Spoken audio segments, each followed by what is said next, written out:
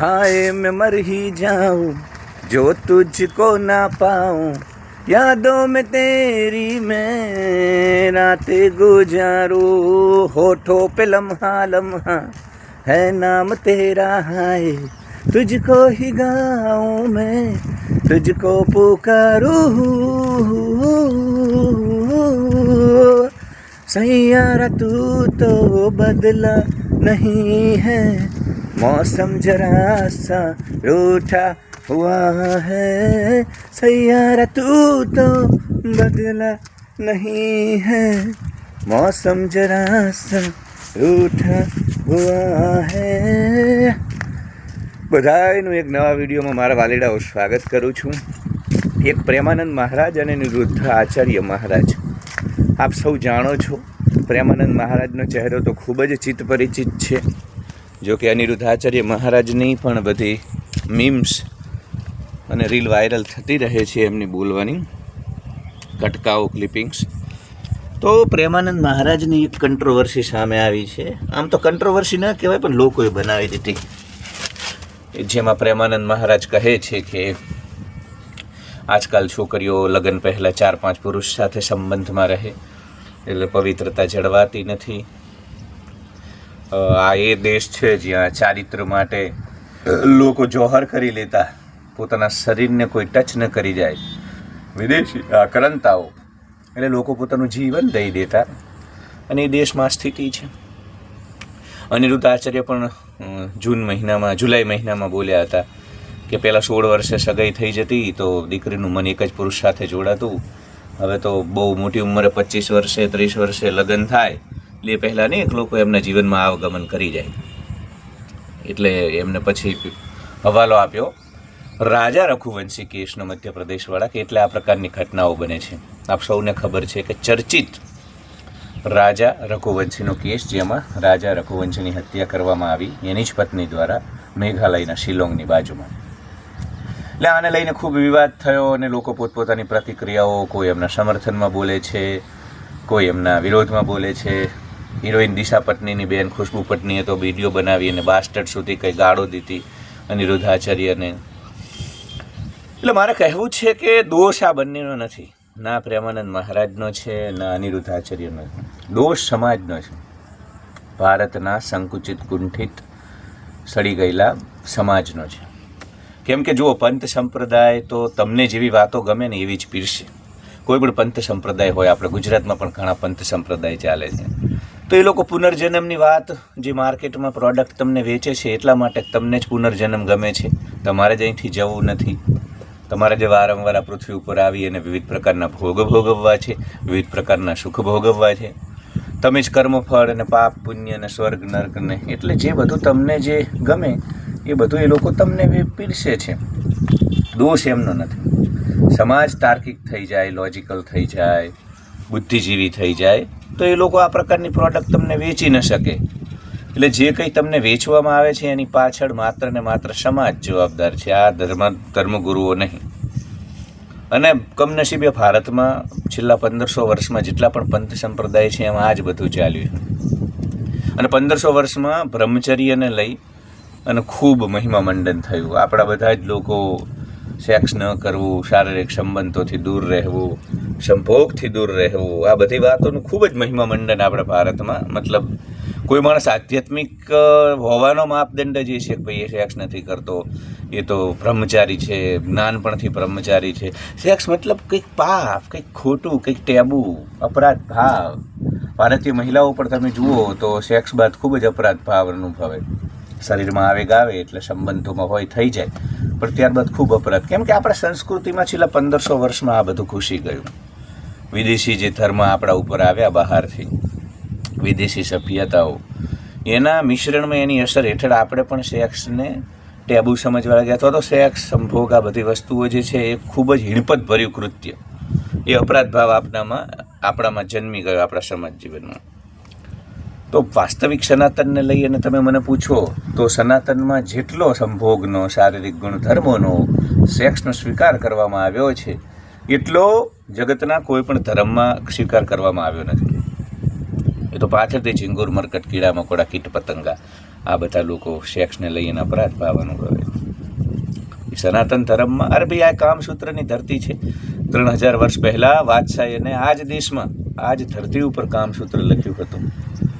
એટલે કામસૂત્રના દેશની અંદર સેક્સને લઈ અને અત્યારે જે પ્રકારનું 2025માં વાતાવરણ છે એવો દંભ પાખંડ નહોતો. ખૂબ જીવનના દરેક આયામનો આપણા ઋષિમુનિઓએ આપણા મહાપુરુષોએ આહાર નિંદ્રા ભયબાદ મૈથુનનો સ્વીકાર કર્યો જ છે.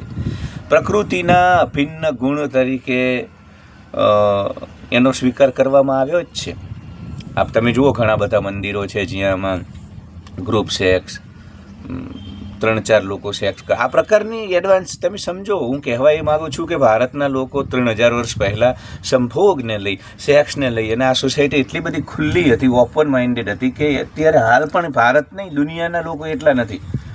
એટલા કે એમને કેટલી હદે સેક્સનો સ્વીકાર કરી લીધો હશે, એ સંભોગનો સ્વીકાર કરી લીધો હશે કે લોકો આ પ્રકારની મૂર્તિઓ રાખતા. એ પણ મંદિરોમાં અજંતા, ઇલોરા, કોણાર્ક ઘણા બધા એવા મંદિરો છે. એટલે ઘણા ભારત તો ઉલટું બેકવર્ડ ગયું છે આ મામલે.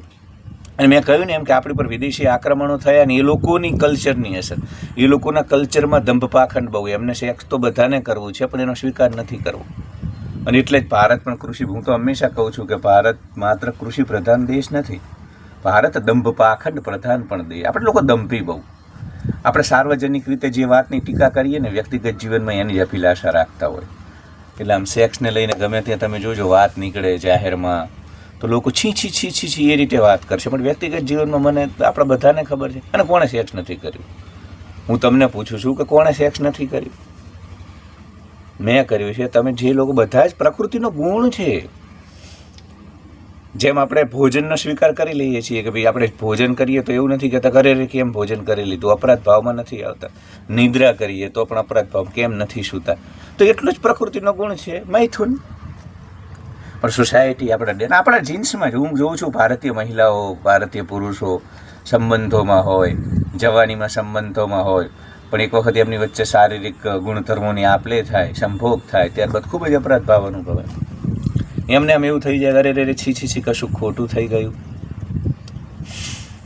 તો ભારતના આપણા તો ઉપનિષદો, વેદોની પણ ઘણી રૂચાઓ છે જ્યાં ખૂબ ખુલ્લેઆમ સેક્સનો સ્વીકાર કરવામાં આવ્યો છે, સંભોગનો સ્વીકાર કરવામાં આવ્યો.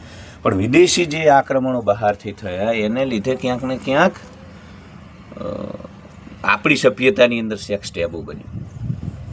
એટલે જે લોકો પ્રેમાનંદ મહારાજ અને અનિરુદ્ધ આચાર્ય સાહેબને ગાળો દે છે ને એ લોકો, તમે રીલ બનાવો ને, તમે તમારા સેક્સ્યુઅલ લાઈફ વિશે રીલ બનાવો, તમે તમારી જાતને બહુ મોટી લિબરલ માનો છો, ઉદારમતવાદી માનો છો, બનાવો તમારા સેક્સ લાઈફ વિશે. અથવા તો ભારતના કામસૂત્ર ઉપર અથવા ભારતના કામસૂત્રની અંદર શું શું વર્ણન છે એ બનાવો તમે, તમારામાં હિંમત હોય તો. અરે સાહેબ દંભ પાખંડ એટલી હદે છે આ દેશમાં કે યુટ્યુબ પર હું જ્યારે આ વિડીયો અપલોડ કરું તો સેક્સ ન લખી શકું, નહીં તો વિડીયો લિમિટેડ થઈ જાય. એટલે મારે એસ પછી ફૂદડી અને એક્સ લખવું પડે. યુટ્યુબનો દોષ નથી, ભારતના ચિંગુર, મરકટ, કીડા મકોડા, કીટ પતંગાઓનો દોષ છે, આ સભ્યતાનો દોષ છે. એટલે અનિરુદ્ધ આચાર્ય કે પ્રેમાનંદ મહારાજને ગાળો દેવાથી કંઈ નહીં મળે. કેમ કે એ લોકો તો જુઓ, ડૉક્ટર તો એવી જ દવા આપે જેવી મતલબ ગળી દવા આપે. ઘણી બધી મેડિસિન તમે જુઓ, કડવી દવા કોઈ લેવી નથી એટલે ગળી આમ તમને થોડોક ટેસ્ટ એનો ફેર કરવામાં આવે. એટલે પંથ સંપ્રદાયવાળા તો તમને ગમે એવું જ પીરે. તમે હવે જે લોકો આ ખુશ્બુ પટની પ્રેમાનંદ મહારાજને અને અનિરુદ્ધ આચાર્ય મહારાજ વિશે જેમ તેમ બોલે છે, આ જ પ્રેમાનંદ મહારાજ કે અનિરુદ્ધ આચાર્ય કાલ ઉઠી અને સંભોગ વિશે, સેક્સ વિશે ખુલીને કોઈ વાત કરશે તો પણ લોકો ગાળો દે છે. અરે રે છી છી છી, સાધુ જીવનમાં છે, સાધુના કપડામાં છે, તો પણ આ પ્રકારે આવી વાતો કરી રહ્યો છે. તરત જ બધાની સંસ્કૃતિ ખતરામાં આવી જશે. એટલે બંને બાજુનું દુઃખ છે ભાઈ. સોબત કરતા શ્વાનની 2 બાજુનું દુઃખ, ખીજ્યું કરડે અને રીજ્યું ચાટે મુખ. એટલે એ લોકો બિચારા જો આ રીતે વાત કરે શેખના મતલબ સપરેશનની અથવા તો આપણી જે પરંપરાઓ છે, તોય તો લોકોને જે જેન્જર છે એક આખો વર્ગ નારાજ થાય. ખુલીને સેક્સનું સમર્થન કરે તો પણ એક આખો વર્ગ નારાજ થાય. ચિંગુરો, મરકટો, કીડા મકોડાઓ, કીટ પતંગાઓ, આ કારણે જ ઓશો આચાર્ય રજનીશને આ દેશ છોડવો પડ્યો હતો.